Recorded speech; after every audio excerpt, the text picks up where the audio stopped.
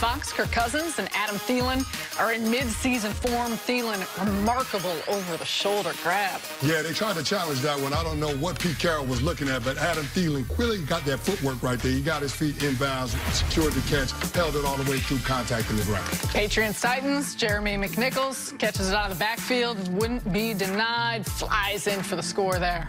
Great move and hop over the defender, but do you want to see that in the preseason? Nah, that's a guy fighting for a job right there, CB. So now you like the fact that he put it all out there. He ain't got no choice. Cowboys-Rams, Dak Prescott drops in the basket to Michael Gallup. Nice grab. Yeah, Jerry Jones popping off in the media saying Dak Prescott is worth top-tier quarterback money. We'll see if he puts his money where his mouth is, because Dak wants to get that new deal before the season kicks off. All right, same game. Check out the grab by Devin Smith in the back of the end zone. Yeah, that's a pretty good grab right there. I mean, that's close quarters, and being able to have the ability to get off the jam and then secure it, feet in bounds. Yeah, that's a nice grab. Dare Jerry say Amari who? No, stop it. No, he didn't say Zeke. I mean, he might be going off the deep end. Speaking of, sticking with the Cowboys, on Saturday, rookie running back Tony Pollard impressed again. Rushed for 42 yards and just 5 carries and a touchdown against the Rams. And as you said it, Broussard, Jerry Jones asked how Pollard's performance will affect the Cowboys' negotiations with Zeke. Is Pollard your best negotiator with Zeke? Who? Pollard. Zeke who?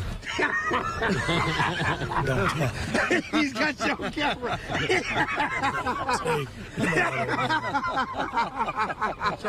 We're having some fun. Not at your expense. If he continues this through the next several weeks, he's going to be right in the middle of it early.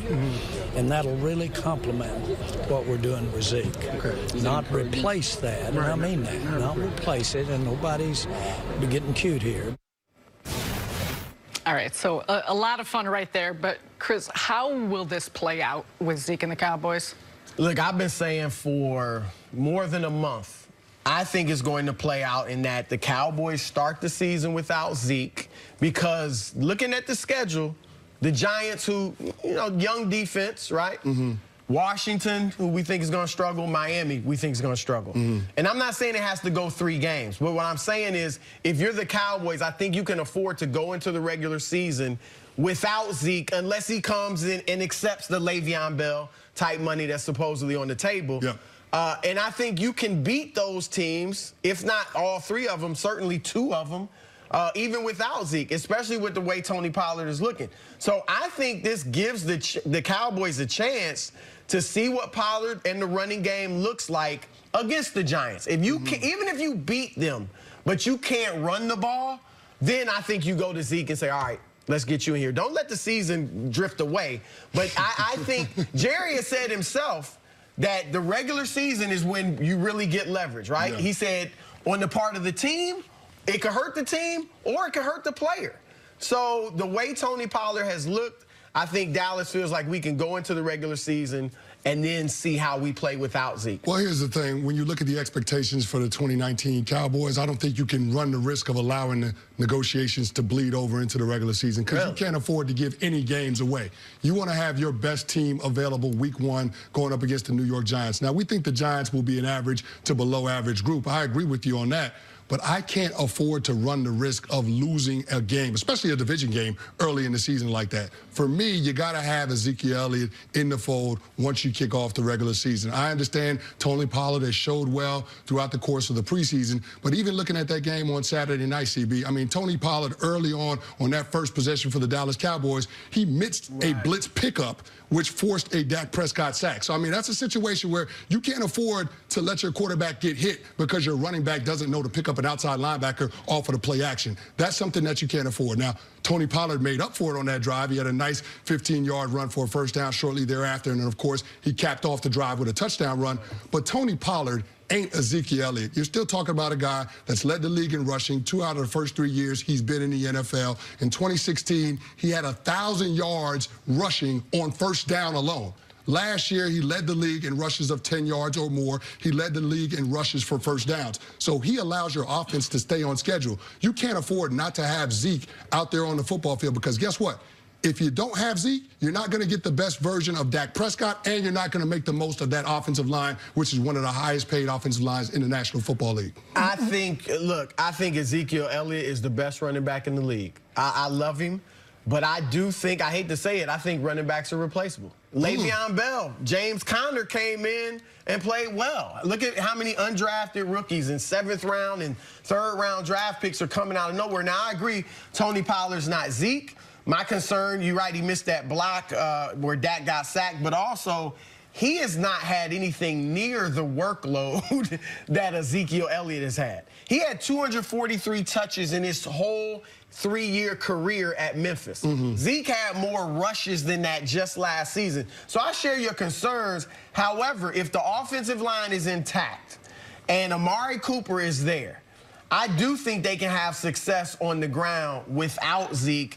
And if they don't, then I think you go back and get him. But I think you're in a position where even if they lose to the Giants and you're 0-1, I think you can survive that. So let me ask you this, CB. What are the expectations for the Dallas Cowboys coming into 2019? To compete for a championship, right? Yes. Are they winning a championship without number 21? Probably not. Probably when not. You look at the NFC, but they probably don't win it with him either. Well, probably. No, you can't say. Well, here's the thing. You got to give yourself the best chance to try to compete for a championship, and that's what Jerry Jones is looking for. I think this team has a 2- or 3-year window that they can keep the entire band together with all the contracts that they already have on the books. I think they have that opportunity to compete the next couple of seasons. Why would you want to give away one of those chances this year just because you're trying to play hardball with your best player? So would you make him the highest paid running back in the league? Yeah, I would make him the highest paid running back in the league, because when you look at the other 2 players that you're negotiating contracts with, I don't think either one of those guys are going to deserve their place in the market when they get those extensions. Ezekiel Elliott is arguably the best running back in the National Football League. You can't make that argument for Dak Prescott, and you can't make that argument for Amari Cooper. Do you think it gets done by week 1? I think it gets done by week 1 because Zeke is the best player on that team. I mean, I just can't imagine Jerry Jones not getting this contract negotiated. Now, we do have the reports that Zeke was seen on a plane headed to the Dallas area over the weekend. So hopefully that's a good sign for the Dallas Cowboys. Maybe he's extending a little bit of good faith.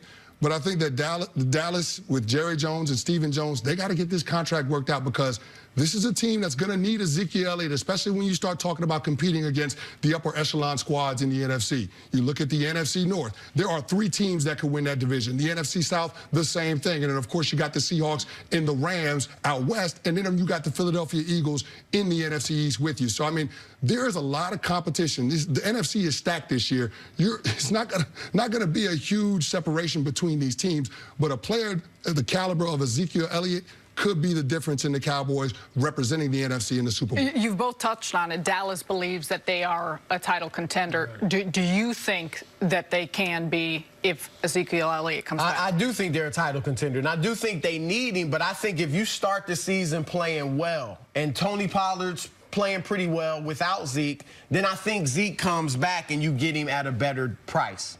Because the Todd Gurley contract, that's what Zeke is using as, a measuring stick.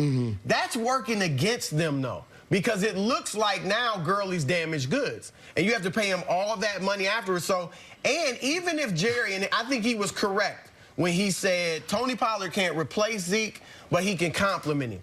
Even if he's looking at Pollard as getting a lot of touches, even with Zeke there, are they going to be willing to break the bank for Zeke when you may be thinking in 2 or 3 years Pollard's the #1 guy over Zeke? CB, I'm going to push back a little bit. You said the Todd Gurley contract could be working against Ezekiel Elliott. Now, on its face, it looks like a bad deal. Right. But do you think Jerry Jones will be willing to pay that money out to his running back if that meant the Dallas Cowboys got to the Super Bowl in that season?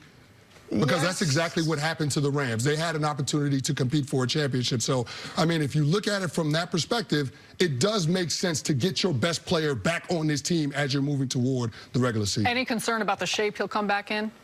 No, the reports are that Zeke is at his lightest weight since he came into the league. He's around 220 pounds. So I don't have any concern. Look at it the last 2 years ago when he had that suspension where he was out for 6 games. He went down to Cabo at his agent's place, and he came back. He looked fantastic. So I anticipate we're going to see Ezekiel Elliott ready to go if and when he gets on that field for the Dallas Cowboys. That should be my plan. before the NBA Go to season. Cabo? Go to Cabo. Coming up is Josh Gordon's reinstatement, what Tom Brady and the Patriots need to win their 7th Super Bowl. That's next on First Things First.